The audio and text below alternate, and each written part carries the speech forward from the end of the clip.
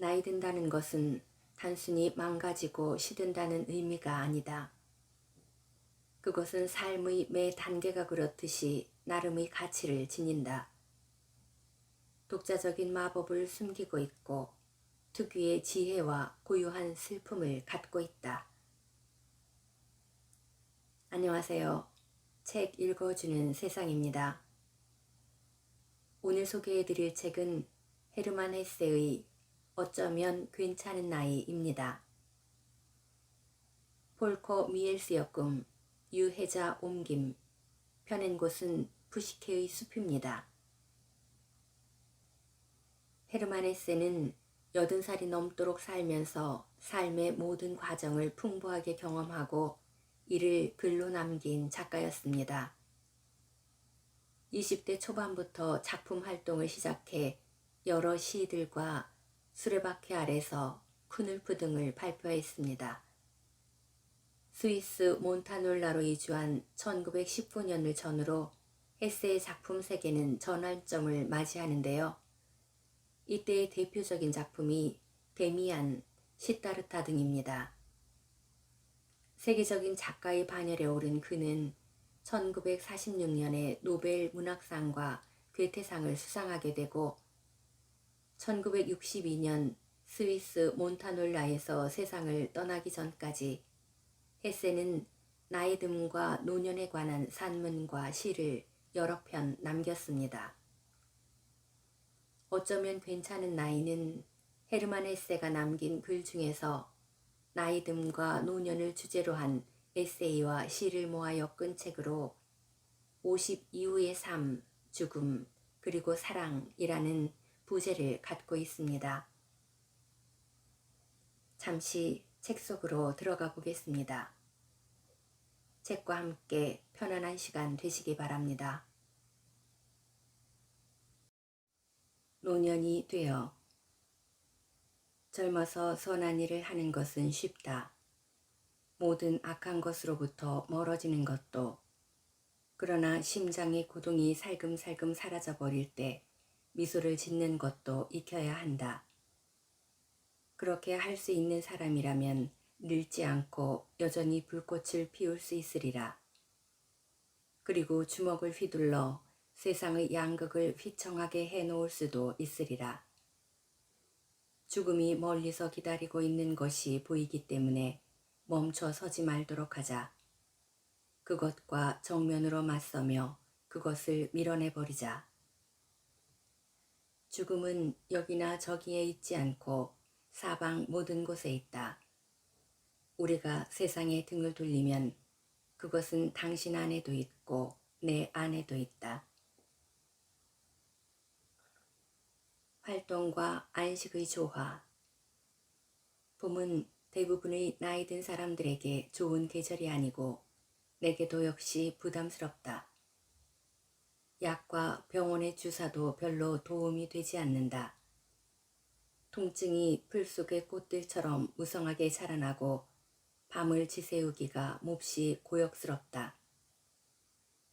그럼에도 밖에 잠시 앉아 있을 수 있는 짧은 낮 시간은 나로 하여금 망각을 잠시 멈추고 봄의 기적에 몰두하도록 만든다.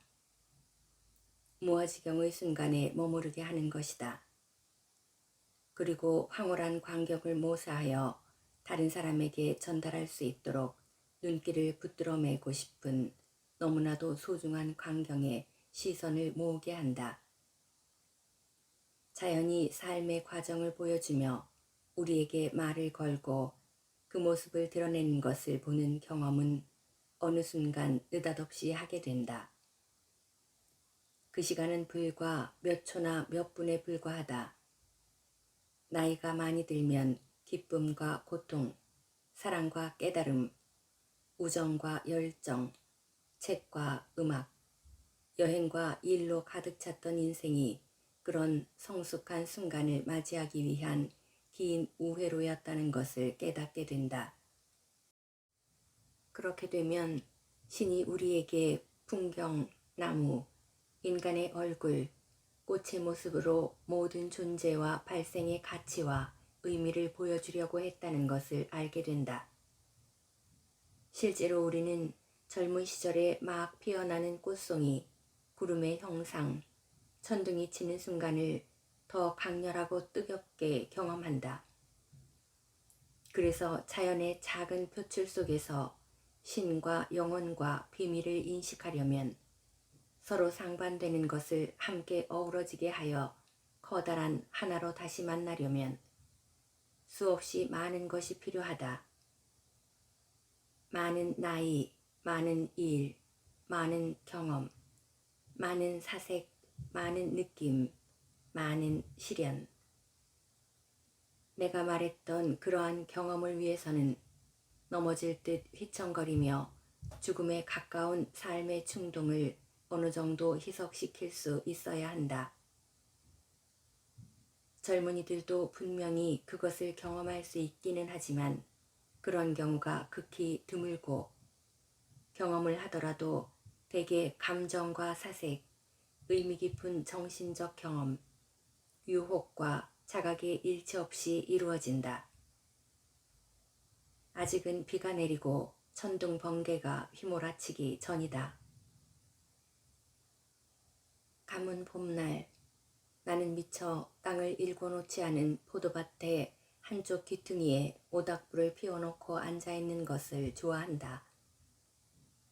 정원의 울타리를 치는 산사나무가 있는 그곳에는 바람결에 실려온 너도 밤나무 씨앗이 몇 년 전부터 어린 나무가 되어 자라고 있다. 수년 전만 해도 그것을 볼 때마다 나는 왠지 못마땅했었다. 산사나무들이 안쓰러워 보였기 때문이다. 하지만 끈질긴 생명력을 지니고 겨울을 이겨낸 작고 여린 그 나무가 점점 자라나더니 도저히 좋아하지 않고는 견디기 어려울 만큼 예쁘게 커서 이제는 제법 실팍한 나무가 되었다. 또한 얼마 전에 가까운 숲에 있던 내가 가장 아끼는 고목 너도 밤나무가 톱으로 싹둑 잘렸는데 그 한 부분이 마치 나무줄기로 만든 북처럼 무겁고 육중하게 그곳에 덩그러니 놓여있기 때문에 나는 그것을 더욱 좋아하게 되었다. 큰 너도 밤나무의 자식이 아마도 지금 내가 좋아하는 나무일지도 모른다는 생각이 든다. 그 어린 나무가 끈질긴 생명력으로 이파리들을 꼭 붙들고 있는 모습에 나는 기쁨과 함께 깊은 감동을 받곤 했다. 산이 온통 벌거숭이가 되어 있어도 그것은 시든 나뭇잎을 몸에 두른 채 12월, 1월, 2월을 버텨냈다. 때로는 폭풍에 시달리고 눈을 소복이 맞기도 하면서 처음에는 짙은 밤색이었는데 이파리들이 차츰 연하고 가늘고 윤기가 흐르는 것으로 변해갔다. 하지만 나무가 그것들을 절대로 떨어내지 않았기 때문에 그것들은 어린 새순을 잘 덮어주었다. 해마다 봄이 되면 어느 사이엔가 언제나 미리 예견했던 것보다 조금 더 늦게 나무는 갑자기 모습을 바꾸었다. 나무는 오래된 나뭇잎을 떨구는 대신 촉촉하게 물이 오른 보드라운 새순을 움튀어내곤 했다. 그런데 올해만큼은 내가 그 변신의 목격자가 되었다. 빗줄기가 들판의 초록색을 덧칠하고 대기가 더욱 신선해진 직후였다. 뻐꾸기 소리는 아직 들리지 않았고 꽃밭에 수선화도 미처 피어나기 전이었던 4월 중순의 어느 날 오후였다. 그것은 색이 다 바랜 오래된 나뭇잎을 끈질기고 용감하고 강인하고 고집스럽게 붙잡고 있었다. 그런데 그날 그 모습을 분명히 지켜볼 수 있었다. 나는 바람도 불지 않는 평온함 속에 모닥불가에 앉아 나뭇가지를 불 속에 집어넣고 있었다. 바로 그 순간 숨을 길게 토해내는 것과도 같은 미약한 바람이 잠시 일렁이는가 싶더니 그동안 그렇게도 잘 지탱하고 있던 나뭇잎들이 소리 없이 가볍게 기꺼이 그리고 오랜 버팀으로 피곤한 듯 그동안의 고집과 용감함에 지친 듯 바르르 떨었다. 그러더니 지난 5, 6개월 동안 줄기차게 매달리며 힘껏 저항했던 잎들이 흔적도 없이 떨어지는 것이 아닌가. 때가 되었기 때문에 피나는 매달림을 더 이상 할 필요가 없기 때문에 한 줄기 미풍이 된 것이다. 후를 가볍게 펄럭이며 미소를 짓는 듯한 모습으로 성숙한 자태로 아무런 투쟁 없이 가볍고 가는 작은 잎들을 멀리 날려보내기에는 바람결이 너무 약했다. 마치 빗방울이 조용히 떨어지듯 바람이 밑으로 다소곳이 불면서 새순이 돋아나오기도 하고 어느새 새순으로 초록색을 띠는 나뭇잎의 땅과 풀을 덮어주기도 했다. 그렇게 경이롭고 감동적인 장면에서 내 가슴을 뭉클하게 했던 것은 과연 무엇이었나? 가볍게 기꺼이 사라져버린 겨울 나뭇잎의 죽음이었을까? 갑자기 깨어나 밖으로 비집고 나오면서 환희하며 나무에 생명을 불어넣어준 어린 새순의 생명력이었을까? 슬픔이었을까? 기쁨이었을까? 노년이 다 된 내가 젊고 유능한 사람들이 살아가야 할 공간을 차지하고 있는 것은 아닌가 하는 우려였을까? 혹은 너도 밤나무 잎처럼 제 시간이 되면 가볍고 경쾌하게 이별을 할 수 있기 때문에 가능한 오랫동안 버티며 저항하라는 권유였을까? 아니, 아니다. 모든 볼거리가 그런 것처럼 그것은 진실의 불길 속에서 한데 어우러지는 상반된 것들의 합치였다. 위대하고 영원한 것의 표출, 그것은 완전한 없음을 의미했고 존재의 비밀을 뜻했다. 그 모습을 지켜보는 사람에게는 바흐의 음악이나 세잔의 그림처럼 아름답고 행복하고 의미 깊고 뜻깊은 선물이자 보물이었다. 이러한 명명과 의미들은 경험하는 순간 머리에 떠올랐던 것이 아니다. 경험 이후에 비로소 느낄 수 있었던 것들이다. 경험 자체는 하나의 현상이고 기적이고 비밀이었으며 엄숙하도록 아름다웠고 준엄하면서도 다정다감했다. 어느새 세상이 더욱 연기 흐르는 짙은 초록색으로 변해 있었다. 부활절 일요일에 숲속에서 처음으로 먹고기 소리가 울려 퍼졌다. 이슬이 맺히고 일기가 변덕을 심하게 부렸으며 바람이 살랑거리는 어수선한 날에 봄에서 여기름으로 껑충 뛸 준비를 하고 있었다. 산사나무가 있고 노도밤나무에서 가까운 바로 그 자리에서 은유적인 시각 체험이 내게 대단한 비밀을 말해주고 있었다.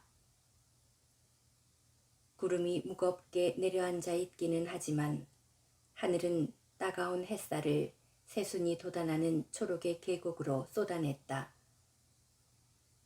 곧 바람이 사방에서 몰려오는가 싶더니 사방으로 구름이 흩어지며 유희가 한바탕 벌어졌다. 불안함과 열정이 팽팽한 긴장감으로 분위기를 압도했다.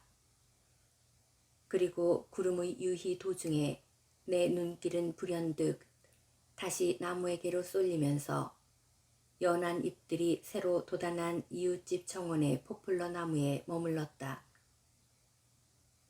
어리고 예쁜 그 나무는 마치 로켓처럼 위로 쭉 뻗어올라 유연하게 흔들거리며 우둥지를 뾰족하게 하고 솟아 있었다. 포플러 나무는 잠시 바람이 잔잔할 때는 측백나무처럼 꼿꼿하게 서 있고 바람이 점점 더 불 때는 얇고 가볍고 서로 얼기설기 얽혀 있는 나뭇가지로 수백 가지의 몸짓을 해보였다.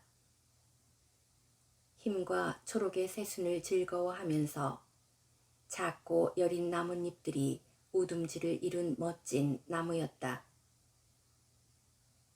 그것은 이리저리 조용히 기우뚱거리며 마치 저울 때의 저울판처럼 사랑놀이를 할 때 양보를 하듯 독특한 반동으로 흔들거렸다.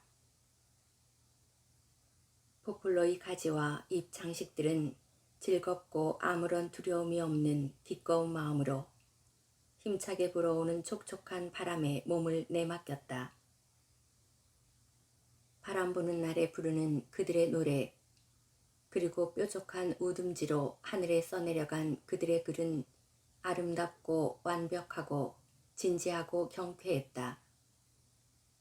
그것은 고통을 감수하면서 행동하는 것이었고 운명을 받아들이면서 유의를 즐기는 것이었다. 그래서 그것은 다시금 모든 상반된 의미와 원리들을 새삼스럽게 지니게 되었다. 바람이 나무를 뒤흔들고 구부릴 수 있다고 해서 강한 존재인 것이 아니다. 나무가 바람에 아무리 구부러져도 다시 탄력 있게 재빨리 당당하게 고추설 수 있다고 해서 승자인 것도 아니다. 이것은 양쪽이 함께하는 유희고 천상과 지상의 힘으로부터 나오는 활동과 평온함의 조화였다.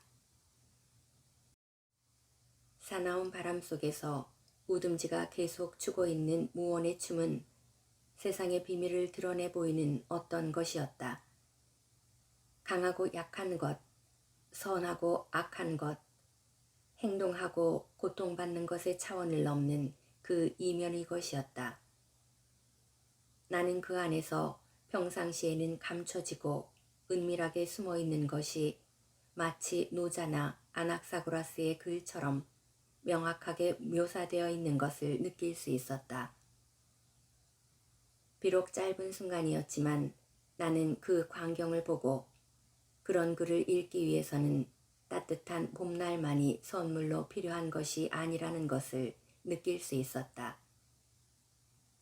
수많은 세월을 거치면서 해온 많은 활동과 실수, 어리석음과 경험, 쾌락과 고통도 반드시 뒷받침되어야 한다. 경험도 없고 아는 것도 없는 어린 소년이나 마찬가지인 내게 그런 광경을 목격하게 해준 포플러 나무가 더없이 사랑스러웠다. 앞으로 서리와 눈송이가 나무 위로 소복이 내려앉을 테고 비바람이 그것을 마구 뒤흔들 것이다. 또 번개가 내리쳐 상처를 입히기도 할 것이다. 그것이 성찰하고 순종하는 능력을 갖게 되고 큰 비밀을 열망할 수 있을 때까지. 노년에 대하여. 백발의 노년은 우리 인생의 한 과정이다. 다른 모든 과정들처럼 그것만의 독특한 성격, 분위기, 열정, 희열, 그리고 난관을 갖고 있다. 머리가 하얀 우리 노인들도 젊은 친구들처럼 우리에게 존재의 의미를 부여해주는 과업을 갖고 있다.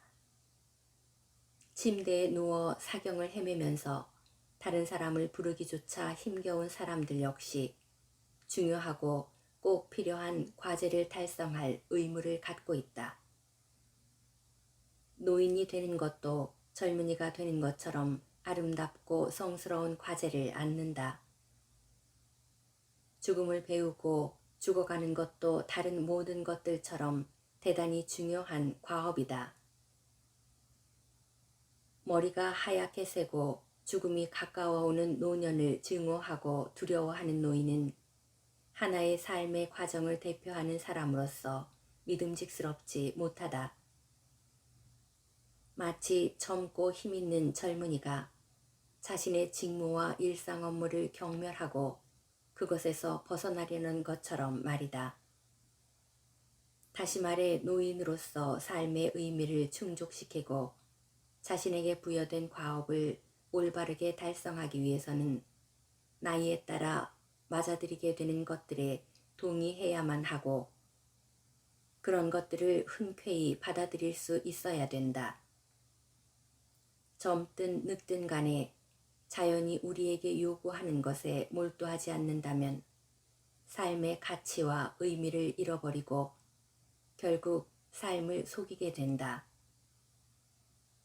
누구나 백발노년에 어려움이 있으리라는 것과 죽음을 눈앞에 두고 있다는 것을 잘 알고 있다. 해가 가면 갈수록 희생하고 포기해야만 한다. 자신의 생각과 힘에 의구심을 갖는 것을 배워야 한다. 얼마 전까지만 해도 짧은 산책길 정도로 느껴졌던 것이 멀고 힘겨운 길이 될 수도 있고 어느 날 갑자기 아예 그 길을 걷지 못하게 될 수도 있다. 그동안 그렇게 좋아했던 음식들도 포기해야만 한다. 육체적으로 느낄 수 있는 기쁨과 쾌락은 더욱 드물게 나타나고 그런 것들을 위해 이제는 더 많은 대가를 치러야 한다. 질병과 결함, 흐릿해지는 생각, 굳어가는 육신, 많은 고통, 더구나 그런 모든 것들을 길고 지루한 밤에 겪어야 한다는 것, 모두가 숨길 수 없는 씁쓸한 현실이다. 그러나 백발의 노년에도 좋은 점, 위안, 기쁨이 있다. 이것을 보지 못한 채 그렇게 와해되어가는 과정에 몸을 완전히 내맡긴다면 한없이 처량하고 슬픈 일일 것이다. 노인들은 서로 만나면 악화되어 가기만 하는 관절통이나 뻣뻣해지는 관절, 층계를 오를 때 가빠지는 호흡에 대해 쓸데없이 이야기를 할 것이 아니라 고통과 분노보다는 기쁨과 위안이 되는 경험과 체험을 나누어야 한다. 그런 것들은 사실 따지고 보면 얼마든지 많이 있다. 노년기 삶의 긍정적이고 아름다운 면들, 그것에 우리 백발 노인의 힘이 원천히 놓여 있다. 그리고 젊은 시절에는 의미가 없었던 인내와 기쁨이 있다. 이런 것들을 알 수 있게만 된다면 난 굳이 종교로부터 받는 위안에 대해 말할 생각은 없다. 그것은 목회자들이 해야 할 몫이다. 나는 나이 든 사람들에게 주어지는 선물 몇 가지를 들 수 있다. 그 선물들 가운데 가장 소중한 선물은 추억이다. 오랜 세월을 거치며 기억 속에 간직되어 오고 활동량이 줄면서 과거와는 전혀 다른 입장으로 생각하게 되는 추억의 모습들. 60년이나 70년 전에 이미 이 땅에 더 이상 살고 있지 않은 사람들의 모습과 얼굴이 우리 마음속에 계속 살아 숨쉰다. 그리하여 그것은 우리 자신의 것이 되어 우리와 우정을 나누고 살아있는 눈으로 우리를 지켜본다. 그 사이 완전히 사라졌거나 많이 변모한 가옥이나 정원이나 도시들을 우리는 과거의 한때처럼 손상되지 않은 모습으로 볼 수 있다. 수십 년 전에 여행길에서 보았던 아름다운 산과 해변을 추억의 그림첩 속에서 신선하고 화려하게 다시 만나볼 수 있다. 직시, 관찰, 관조는 하나의 버릇과 연습으로 굳어져 가고 우리가 관찰하는 것의 분위기와 상태가 우리의 행동의 은연중에 깊숙이 관여한다. 우리는 소망, 꿈, 열망, 열정을 품은 채 대부분의 사람들이 그러는 것처럼 인생의 수년, 수십 년을 허겁지겁 지내왔다. 안절부절 못하며 긴장한 채 기대감에 가득 차서 성취나 실망감에 심하게 흥분하며 말이다. 그런데 오늘 나는 커다란 추억의 그림책 속에서 삶을 조심스럽게 되돌아보면서 그러한 숨가쁜 경주에서 벗어나 관조적 생활을 할 수 있게 된 것이 무척 좋고 아름답다. 지금 노년의 정원에는 전에 우리가 미처 가꾸지 못한 많은 꽃송이들이 곱게 피어나고 있다. 고귀한 인내의 꽃이 만발하면 우리는 더 여유롭고 관대해질 것이다. 또한 직접 행동으로 옮기는 것에 대한 요구가 줄어들수록 자연과 같이 살아가는 다른 사람들의 인생을 더욱 관심 있게 볼 수 있을 것이다. 아무런 비평도 없이 언제나 신선한 충격을 받으면서 다양성에 대해 놀라워할 것이다. 가끔 참여도 하고 또 가끔은 조용하게 반성도 하며 때로는 큰 소리로 웃고 더 많이 즐거워하며 경청할 수 있을 것이다. 얼마 전에 나는 정원에 나가 나뭇잎과 마른 가지들에 불을 붙여 모닥불을 지폈다.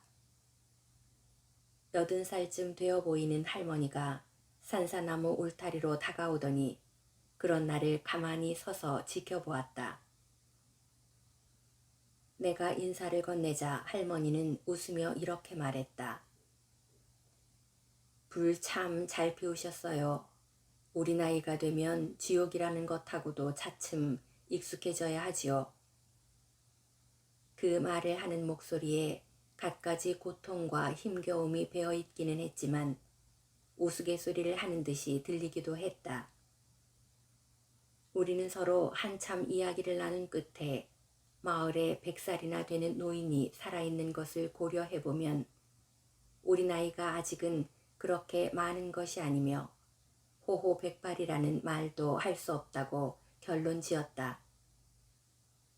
때로는 새파란 젊은이들이 왕성한 혈기와 몰이해로 우리의 뒷모습을 보고 웃거나 우리의 힘겨운 몸짓, 몇 가닥 남은 흰 머리카락, 힘줄이 붉어져 나온 목덜미를 우습게 볼 수도 있을 것이다. 하지만 언젠가 우리도 그들처럼 혈기왕성하고 아무것도 알지 못했던 시절에 똑같이 그러했다.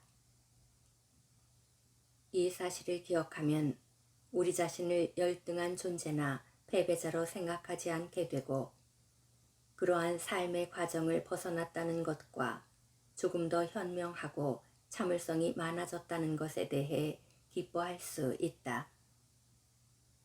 지금까지 책 읽어주는 세상이었습니다.